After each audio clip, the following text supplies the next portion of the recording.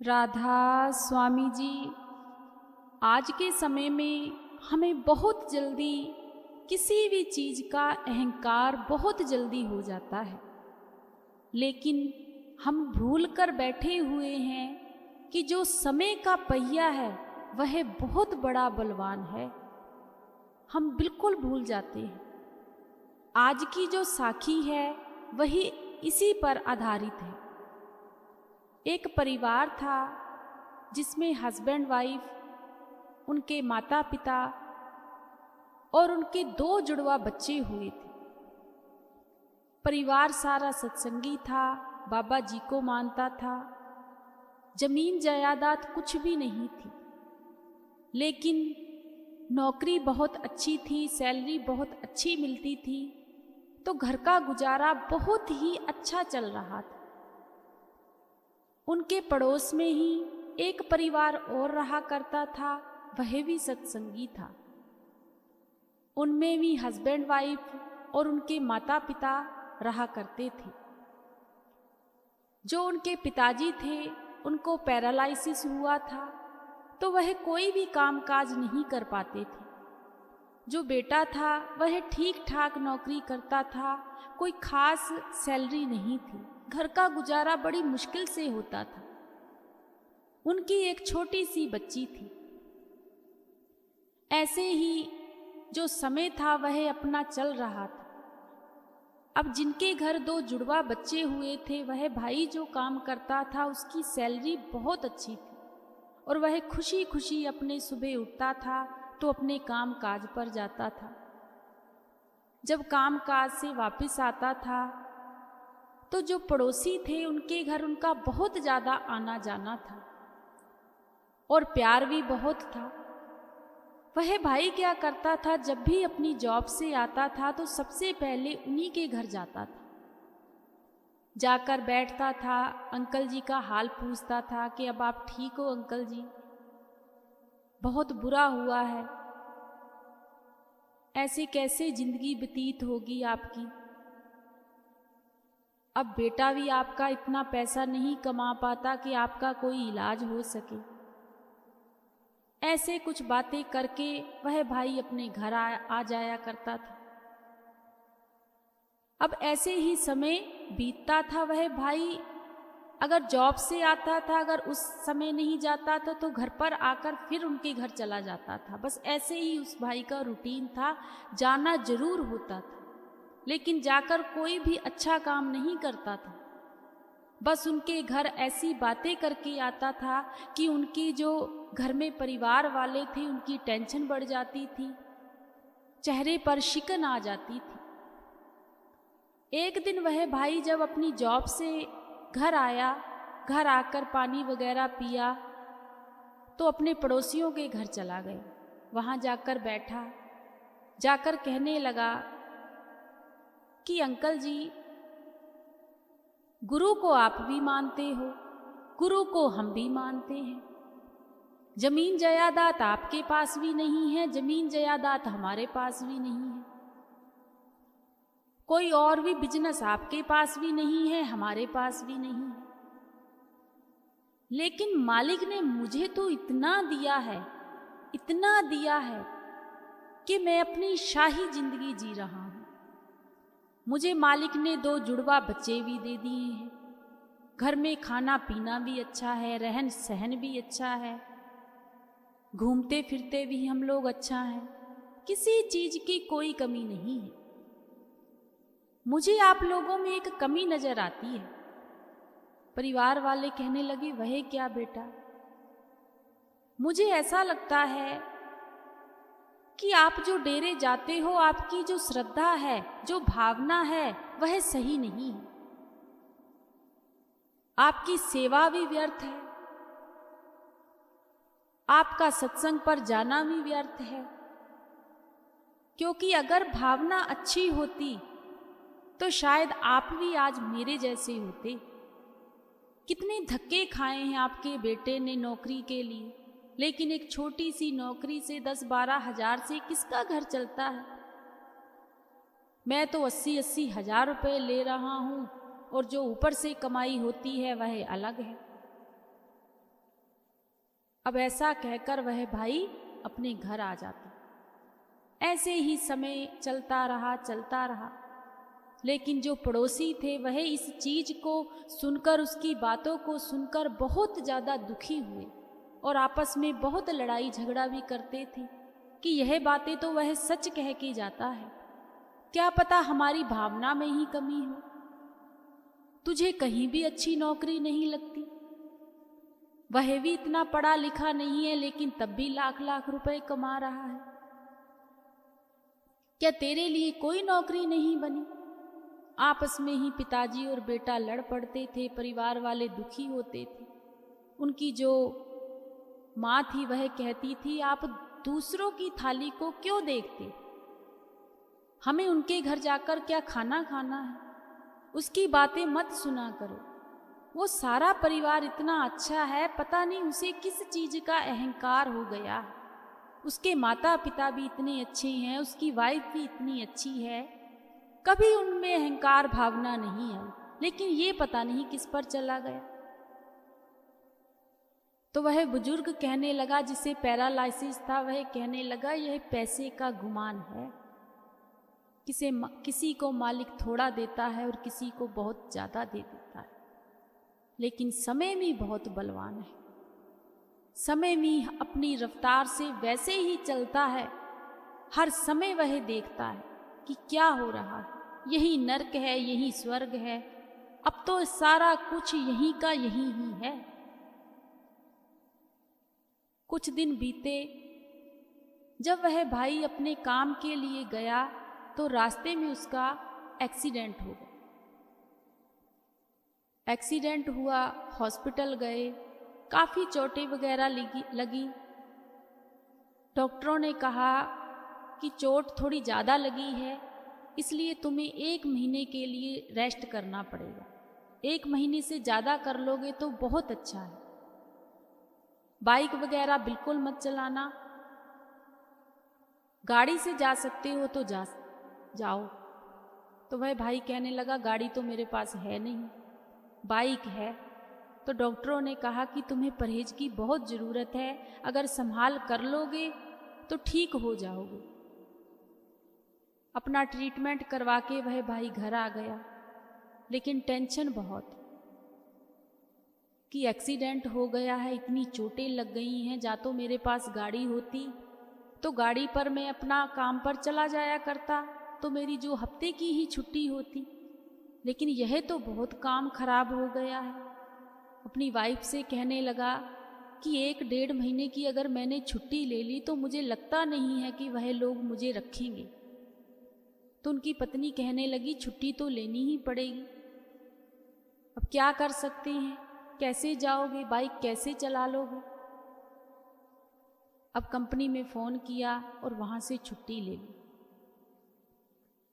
अब जो जमा पूंजी थी, रोज के खर्चे वैसे ही थे, जैसा खाते थे वैसा ही खा रहे थे, जैसे ऐशो इशरत की ज़िंदगी जी रहे थे वैसे ही जी रहे थे। अब पैसा तो पैसा ही है, कुछ बीमारी में भी लग गया। बहुत दुखी वह भाई। जब 1-1.5 महीना हो गया तो वह भाई ठीक हो गया, तो उसने सोचा कि चलो मैं अपने काम काज पर चलता हूँ। जब वहाँ पर गया तो उन्होंने कहा कि भाई 1 महीना तो हमने तुम्हारा इंतज़ार किया, लेकिन हमें बहुत ज़रूरत थी काम की, इतना पेंडिंग में काम पहुँच गया था। तो वह भाई कहने लगा कि मैंने तो 40 दिन की छुट्टी ली थी, 10 दिन मेरा वेट कर लेते। तो वह कंपनी वाले कहने लगे, यह कोई सरकारी जॉब थोड़ी ना है कि हम तुम्हारा वेट कर लेते, यहाँ तो कितने लोग आते हैं, कितने लोग जाते हैं, यह तो ऐसे ही चलती है। अपना भाई तुम कहीं और काम देख लो, हमारे पास नहीं है। बड़ा मन उदास हुआ, घर आ गया। घर आके जब अपनी पत्नी को बताया तो पत्नी ने तो सिर्फ और सिर्फ एक ही बात कही कि आज जो कुछ भी हुआ है तुम्हारी अहंकार भावना से हुआ है। पड़ोसियों के घर जाकर तुम बहुत ज्यादा आग लगाते थे, माँ बेटे को बेटे को, पिता से, सारे परिवार को लड़ा कर आते थे तुम। तुम्हें पता है इस 1-1.5 महीने में क्या हो गया है? वह भाई कहने लगा, क्या हो गया है? तो वह पत्नी कहने लगी, जिनके घर जाकर तुम बातें करते थे ना, उनके बेटे की बहुत अच्छी जॉब लग गई है। 35,000 उस भाई की सैलरी है और आगे उसकी बदली भी हो सकती है, क्या पता कितनी अच्छी पोस्ट पर चला जाए। तो वह भाई कहने लगा, ऐसे कैसे हो सकता है? उसने कौन पढ़ाई लिखाई इतनी की थी? थोड़ा बहुत ही तो पढ़ा था, मेरे साथ ही तो पढ़ा था वह। तो उसकी पत्नी कहने लगी, तुमने कितनी पढ़ाई की थी? अब ढूंढ के दिखाओ मुझे कोई जॉब। ऊपर की कमाई को तुम जॉब कहते थे? ऊपर से तो कोई भी कितना भी पैसा कमा लेगा और अपने घर का गुजारा कर लेगा। अब लेकर आओ हक हलाल की कमाई। मैं बहुत समझाती थी तुम्हें, अगर वह 35,000 कमा रहा है ना तो उसका हक हलाल का है। तो उस भाई की आंखें सब में नीची हो गई कि यह तो सच में क्या हो गया, अब मैं क्या करूँगा? ना हमारी कोई ज़मीन जायदाद है, ना हमारा कोई बिजनेस है। इससे अच्छा तो मैं इतने समय से लगा हुआ था, कोई अपना काम काज ही खोल लेता। मैं तो आज वैसे का वैसे ही हो गया। बाबा जी के आगे अरदास की कि बाबा जी मुझे बख्शो, लेकिन कुछ भी नहीं हुआ। वह भाई रोज जाता था अपने काम काज के लिए, नौकरी मिलती थी लेकिन वो ही 15,000 20,000। उसको तो वह 15-20 हजार की नौकरी ही नहीं लगती थी, क्योंकि वह लाखों रुपए खाने वाला था। घर आ जाता था, आकर अपनी वाइफ से कहता था, मैं नहीं करूँगा 15-20 हजार की नौकरी, इससे मेरे घर का कैसे गुजारा होगा? तो वाइफ कहने लगी, 15-20 हजार की करो नहीं, 1 लाख की तुम्हें मिले नहीं तो हमें सड़क पर छोड़े आओ। अब उनके घर जो कलेश होता था, अब उनके घर शुरू हो गया। समय इतना बलवान है, ऐसे ही चक्कर काट काट के घर में कलेश होना शुरू हो गया। अब वह जो भाई था, एक दिन बहुत रोया अपने गुरु के याद कि गुरुजी मुझे बख्श लो, इतने से पैसे से मेरा गुजारा नहीं होगा, मुझे कोई अच्छा रास्ता दिखाओ, मुझसे बहुत गलतियां हुई हैं, मुझे माफ करो। तो वह भाई अपनी पत्नी से कहने लगा कि तुम पड़ोसियों के घर जाओ जहां पर वह काम करता है, क्या पता मुझे वहां पर कोई जॉब मिल जाए। तो उसकी पत्नी कहने लगी, क्यों? जब उनके घर हमेशा तुम जाते थे, उनके घर लड़ाने के लिए, उनके घर आग लगाने के लिए, तब तुम्हें रास्ता आता था। आज जब तुम्हें काम की जरूरत है तो मैं जाऊं? वो तुम्हारे जैसे लोग नहीं है, वह बहुत अच्छा परिवार है। अगर आज मैं जाती हूं तो इसमें तुम्हारी और बदनामी होगी कि देखो औरत को भेजा है, खुद नहीं आया। खुद जाओ, भाई साहब जी से बात करो, वह बहुत अच्छे हैं। मुझे पूरा भरोसा है अपने गुरु पर कि कोई ना कोई काम का तुम्हें जरूर दिलवाएं। और सच में वह परिवार बहुत अच्छा था। सुबह सुबह की यह बात है और वह भाई सुबह सुबह ही उनके घर पहुंच गया। जब सुबह सुबह उनके घर पहुंचा तो वह भाई तैयार हो रहा था अपने काम के लिए। सभी ने हाल चाल पूछा कि ठीक ठाक हो अब? तो भाई बड़ा उदास। अब वह जो अंकल थे जो पैरालाइसिस थे, वह कहने लगे, बेटा इतना उदास तो मैंने तुम्हें कभी नहीं देखा, तुम तो हमेशा इतनी इतनी बड़ी बड़ी बातें करते थे, आज क्या हुआ? तो उस भाई की आंखों में आंसू आ गए। उस भाई ने उस अंकल के पैरों को हाथ लगा लिया, कहने लगा कि अंकल जी, मैंने आपके घर में बहुत बड़ी बड़ी बातें की, बाबा जी के बारे में भी आपसे बहुत बुरा भला कहा, लेकिन सारा का सारा समय मेरे पर ही घूम गया, मुझे माफ कर दो। तो वह अंकल कहने लगे, बेटा हम तो कभी तुमसे नाराज ही नहीं हुए, हम तो अपनी किस्मत को कोसते थे और उस बाबा जी से यह पूछते थे कि बाबा जी हमने कौन से माड़े कर्म किए हैं। चलो शुक्र है उस मालिक का कि आज मेरा बेटा भी अच्छे काम काज पर लग गया है। तो वह भाई कहने लगा कि अंकल जी अपने बेटे से कहो कि मुझे भी वहां पर किसी काम के लिए कोई काम दिलवा। बेटे को पास में बुलाया तो उस भाई ने कहा कि कोई चिंता करने वाली बात नहीं है, एक बहुत अच्छी पोस्ट है, मैं तुम्हें वहां पर लगवा दूंगा, वहां पर तो काम के लिए आदमी रखते ही रहते हैं, तुम बिल्कुल चिंता मत करो। अगर तुम आज जा सकते हो तो आज आ जाना, मैं तुम्हें फोन करूंगा इंटरव्यू के लिए। वह भाई बहुत खुश हुआ, उनको थैंक यू कहा, धन्यवाद कहा, घर आ गए। जब घर आया तो अपनी वाइफ से कहने लगा कि सच में वह लोग बहुत अच्छे हैं, मैंने ही उनको लड़ाने की पूरी कोशिश की थी, उनके घर आग लगाने की पूरी कोशिश की थी, लेकिन देखो मेरे कर्मों का हिसाब किताब, मेरे अहंकार आज इतना टूट गया है कि जिनको जाकर मैं बातें करता था आज उन्हीं के द्वार पर जाकर मैंने काम मांगा है। ऐसे बदलते हैं कर्म। तो उनकी वाइफ कहने लगी, मैं तो हमेशा ही आपसे कहती थी। कुछ घंटे बीते कि उस भाई का फोन आया कि तुम्हारा इंटरव्यू है, आकर यहां पर इंटरव्यू दे दो। वह भाई इंटरव्यू पर गया, जहां पर पहले काम करता था वह सारा काम काज बताया कि मैं ऐसे ऐसे काम करता था। तो उस भाई को अच्छी खासी वहां पर जॉब मिल गई। जब जॉब मिल गई तो खुशी खुशी अपने घर आया,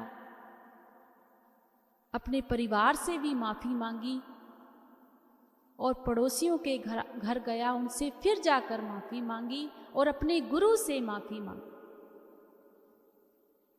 और सिर्फ आंखों में आंसू थे। एक ही बात उसकी जुबान पर बार बार आ रही थी कि चाहे जितना मर्जी हमारे पास धन आ जाए, लेकिन कभी भी हमें अहंकार की भावना नहीं आनी चाहिए। कि सच में यह समय का जो पहिया है वह बहुत बड़ा पावरफुल है। यह जो कुदरत है, यह जो सारा कुछ इस सृष्टि पर हो रहा है, यह कुदरत कर रही है। उस कुदरत के खेल को हम समझ ही नहीं पाते। हमें किसी से सवाल करने से पहले 10 बार सोचना चाहिए कि क्या हम इससे यह सवाल करें, क्योंकि हम उस सवाल के हकदार होते ही नहीं हैं। ना ही हमें किसी का कभी दिल दुखाना चाहिए, ना ही कभी किसी को कुछ कहना चाहिए, क्योंकि अहंकार एक दिन जब टूटता है तो बहुत बड़ा झटका लगता है, बहुत बड़ा। क्योंकि कईयों की तो मालिक बहुत जल्दी सुन लेता है, नहीं तो कई तो धक्के ही खाते रह जाते हैं। उस भाई की तो मालिक ने बहुत जल्दी सुन ली, लेकिन कुछ ऐसे भी जीव होते हैं जब हम ऐसी राह पर चल जाते हैं तो मालिक सुनते नहीं हैं, फिर वो भी अपनी घसवट्टी वैसे ही लगाते हैं जैसे हम करते हैं। तो हमें कभी भी अहंकार नहीं करना चाहिए, कभी किसी का दिल नहीं दुखाना चाहिए, कभी किसी के साथ बुरा बर्ताव नहीं करना चाहिए, कभी किसी के घर जाकर आग नहीं लगानी चाहिए। जितना भी हो सके प्यार से रहना चाहिए, प्यार को सीखना चाहिए और उस मालिक से प्यार करना चाहिए, क्योंकि जो कुछ देने वाला है वह मालिक है। हमारी कोई हैसियत नहीं है, हमारी कोई औकात नहीं। राधा स्वामी।